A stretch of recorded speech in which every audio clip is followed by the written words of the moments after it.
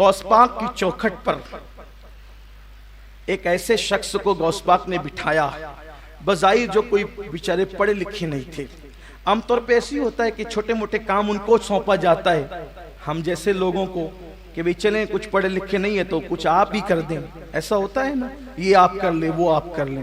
تو غوث پاک کی چوکھٹ پر ایک ایسا شخص جو بہت زیادہ پڑھا لکھا نہیں، سیدھی سادی بولی بالی طبیعت کا آدمی تھا۔ غوث پاک نے کہا بیٹے میری خانقاہ میں جو لوگ آتے ہیں تم نے ان کو لوٹے میں بھر کر کے پانی دینا ہے، بس لوٹے میں بھر کے پانی دیا کرو، لوگ وضو کر لیا کریں، ضرورت پوری کر لیا کریں، اتنا کام تم نے کرنا ہے۔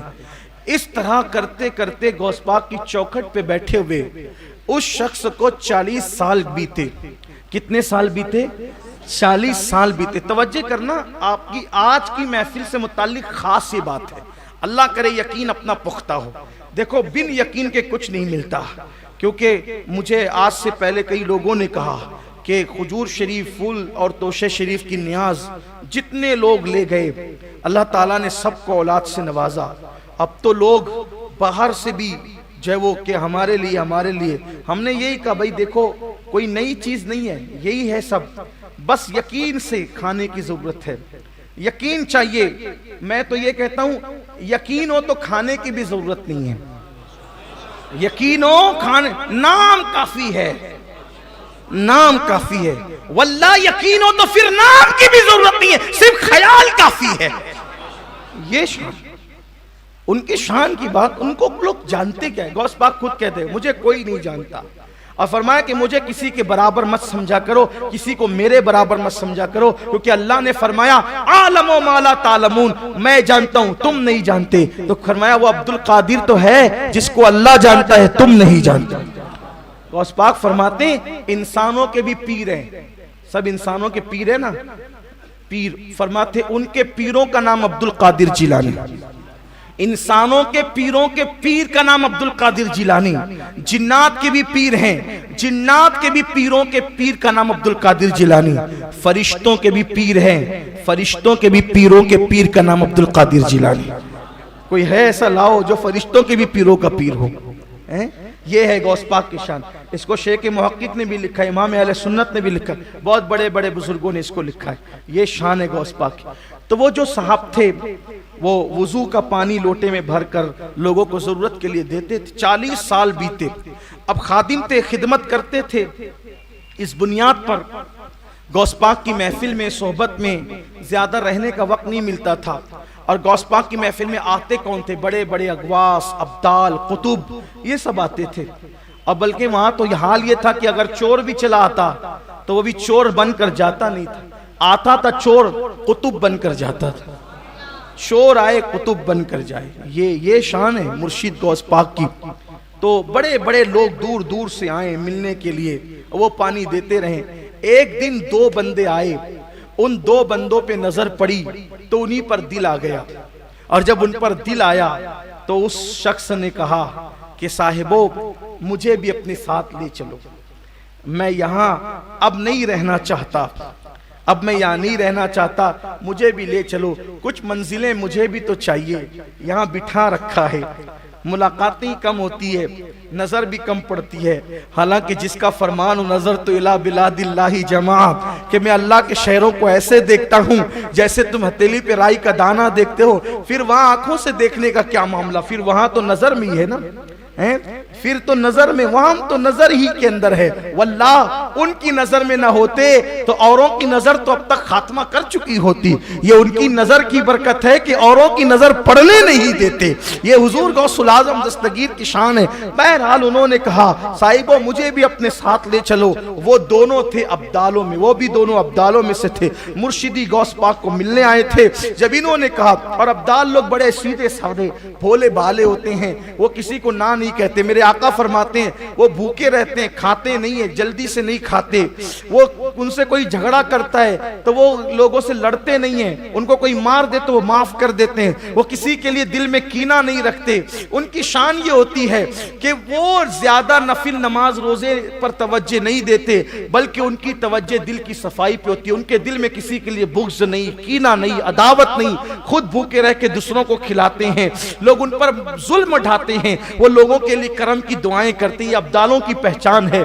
اور وہ لوگ بھوکے پیاسے زیادہ رہتے ہیں، لیکن ان پر دل آ گیا تو انہوں نے کہا چلیے میں بھی چلتا ہوں. انہوں نے کہا چلیں ٹھیک ہے چلتے ہیں. چلے، تھوڑی دور چلے تھے. جو ناز و نعم میں پلتا ہے پھر اس کے تو نخرے کچھ اور ہوتے. کچھ دور چلے، کہا حضرات مجھے تو بھوک لگ گئی، اس لیے کہ میں جہاں سے آ رہا ہوں وہاں کھانے پینے اور دسترخوان بڑے وسیع تھے، کیونکہ غوث پاک کا لنگر ایسا شاندار چلتا تھا، آج بھی چلتا ہے، آج بھی چلتا ہے. اس دور میں غوث پاک کی ظاہری حیات میں بھی چلتا تھا. اور غوث پاک کہتے ہیں مجھے کھانا کھلانے سے بڑی کوئی نیکی نظر ہی نہیں آئی نیکی کے دفتر میں. فرمایا کاش میرا اللہ مجھے نوازتا تو میں پوری دنیا کو کھانا کھلاتا. مرشد غوث پاک نے کہہ کیا دیا، اللہ نے زبان کیا پوری کی. مرشد آپ کہتے ہیں کہ میں پوری دنیا کو کھلاتا، آپ کو قبر میں سونے کے لیے 900 سال ہو گئے، پوری دنیا میں قادری غلام 11ویں کے نام پر ہر روز دنیا کو کھلا، ہر روز دنیا کو کھلا رہے ہیں. زبان آپ کی قدرت نے پوری کیسے کی. اللہ اکبر. یہ مرشدی غوث پاک تو کہا وہاں بڑے ناز و نم تھے، بھائی میں تو بھوکا ہوں. ان ابدالوں نے کہا حضرات ہم کھانے پینے والے لوگ نہیں ہیں، ہم 24 گھنٹے میں ایک بار کھاتے ہیں، اور وہ بھی پکا کر نہیں کھاتے، خرید کر نہیں کھاتے. اللہ دیتا ہے تو ہی کھاتے ہیں، ورنہ ہم ایسے نہیں کھاتے. آپ واپس جائیں، آپ ہمارے ساتھ رہنے کے قابل نہیں ہو. آپ نہیں آ گئے تو اب چلنا ہی پڑے گا. کافی 24 گھنٹے میں ایک بار. 24 گھنٹے ہوئے، بھوک سے حالت خراب، مفت پالا تھا کبھی کام کی عادت نہ ہوئی. ہائے آج یہ حال ہو گیا تو بھوک سے نڈھال، بھوک تکلیف تھکن سب کچھ. 24 گھنٹے بیتے. کہا حضرات رحم کرو، مر نہ جائیں، کھانے کا انتظام کرو. ایک بدل نے مصلی بچھایا، 2 رکعت نماز پڑھی، دعا کی، 3 کٹورے سالن، 3 روٹی آسمان سے نیچے اتری. ہاں یہ اہل حوث کے لیے نہیں. آپ کہیں گے دلیل کیا؟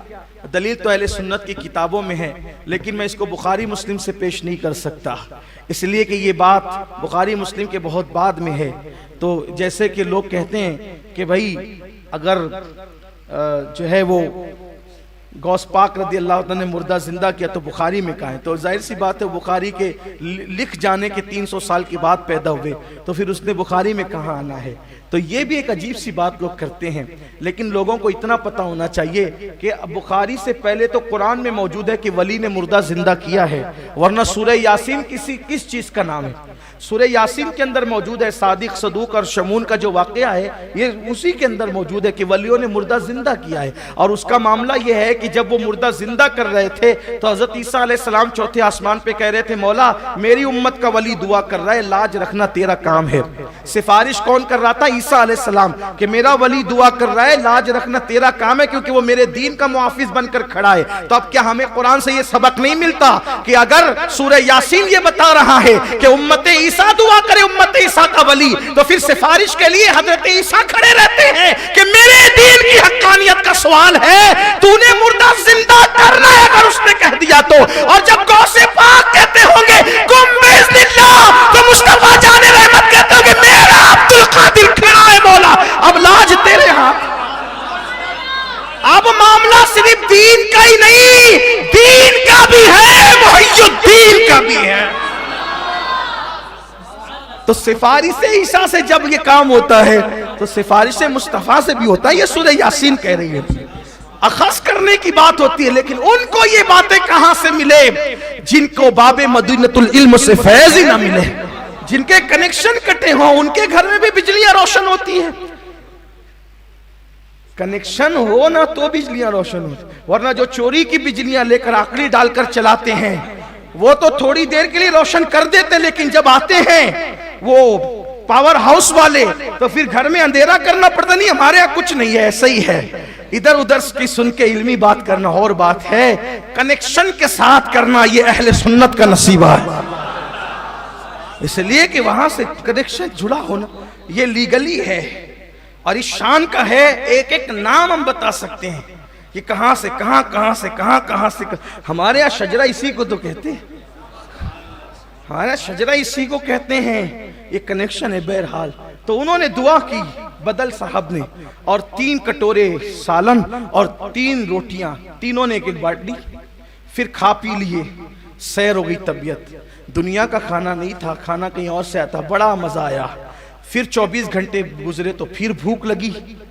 फिर उस साहब ने कहा साहिबो रहम करो, अब 24 घंटे हो गए। उन्होंने दूसरे बदल साहब ने फिर मुसल्ला बिछाया, फिर दुआ की, फिर 3 कटोरे 3 रोटियां। दूसरा 24 घंटा गुजरा, तीसरा 24 घंटा आया, कहा रहम करो भाई, फिर भूख लग गई है, भूख बहुत लग रही है।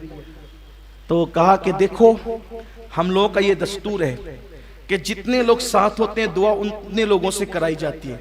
कल मैंने की थी, आज गुज़िश्ता कल इन्होंने की, और अब बारी आपकी है।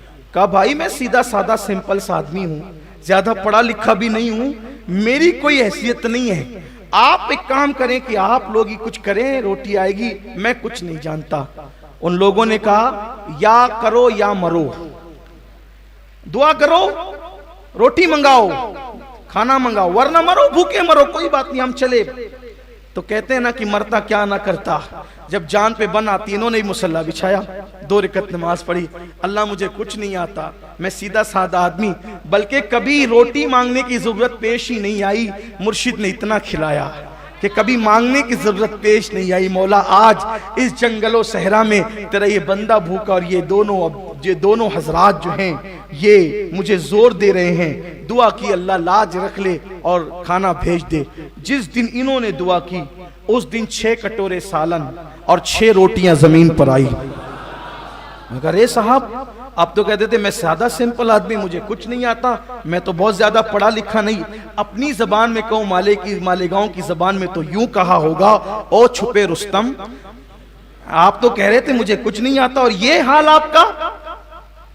उन्होंने कहा वल्लाह मुझे कुछ नहीं आता, और अब मैं आपके साथ रहना भी नहीं चाहता, लेकिन आप लोग ये बताएं कि ये रोजाना रोटियां आप लोग मंगाते कैसे। कहा लेकिन आपका मामला हमारे समझ में नहीं आया कि आपके मांगने पर डबल कैसे आया। हमारे मांगने पर तो एक एक आता था, आपके मांगने पर डबल।